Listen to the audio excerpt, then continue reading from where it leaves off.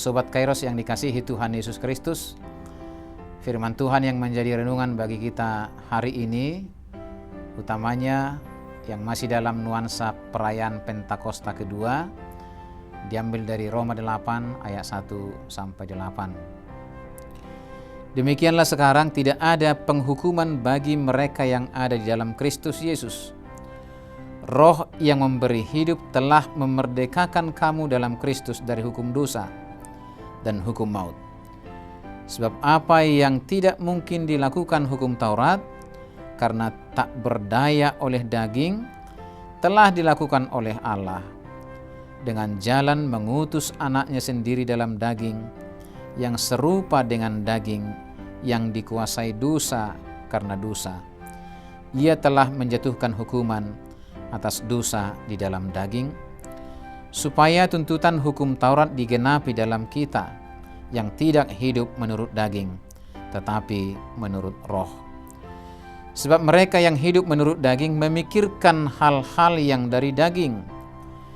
Mereka yang hidup menurut roh memikirkan hal-hal yang dari roh. Karena keinginan daging adalah maut, tetapi keinginan roh adalah hidup dan damai sejahtera. Sebab keinginan daging adalah perseteruan terhadap Allah, karena ia tidak takluk kepada hukum Allah. Hal ini memang tidak mungkin baginya. Mereka yang hidup dalam daging tidak mungkin berkenan kepada Allah. Sobat Kairos yang dikasihi Tuhan Yesus, peristiwa pencurahan Roh Kudus atau Pentakosta adalah tentang bagaimana hari itu Allah memproklamirkan diri untuk tinggal dalam diri manusia, menyatu dengan roh dan jiwa manusia. Immanuel yang tadinya ternyatakan dalam diri Yesus Kristus menjadi Immanuel yang tinggal dalam diri para rasul dan kemudian tinggal dalam diri kita saat ini. Sehingga jika ada pertanyaan klise dan sederhana, di manakah Allah berada, maka jawaban pastinya adalah Allah beserta dalam hati kita, di dalam diri kita, kehendaknya menyatu dengan kehendak kita, dan pada akhirnya visi dan misi penyelamatan Allah menjadi visi dan misi semua orang yang telah menerima kuasa pencurahan Roh Kudus. Sobat Kairos yang terkasih, di mana ada Roh Tuhan, maka di situ ada kemerdekaan. Artinya, jika kita menerima Roh Kudus adalah orang yang merdeka dari kungkungan keinginan daging, merdeka dari jerat hawa nafsu daging, dan bahkan berhasil memenangkan kehidupannya dari segala kuasa dan kehendak dunia. Kemerdekaan hidup tersebut merupakan buah dari Roh Kudus yang memimpin kita menuju transformasi hidup dari dorongan kehidupan yang penuh keberanian untuk hidup dalam kebenaran dan kehendak Tuhan. Sobat Kairos yang dikasihi Tuhan Yesus Kristus, kuasa roh yang dicurahkan bagi kita semakin membuka pemahaman iman bahwa dalam Kristus tidak ada lagi penghukuman kekal. Sebaliknya, kita yang telah didiami oleh Roh Tuhan adalah orang yang memiliki iman dalam Kristus dengan pengakuan bahwa hidupnya telah dibenarkan, bukan lagi orang hukuman. Hukum Taurat adalah cerminan hidup sebagai cara kita untuk mengevaluasi kelakuan.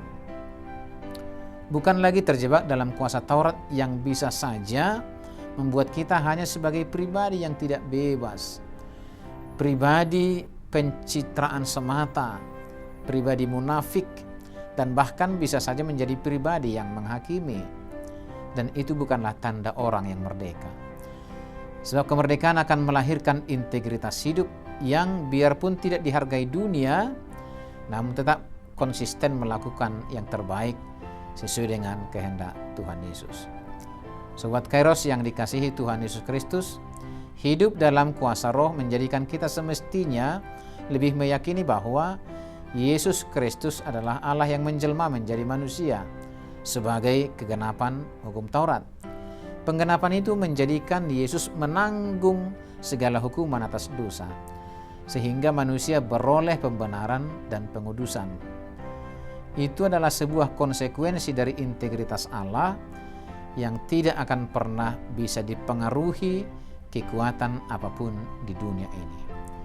Inilah gaya hidup yang mesti kita teladani, sehingga godaan apapun di dunia ini tidak akan mampu menghancurkan keselamatan yang kita telah peroleh dari Tuhan.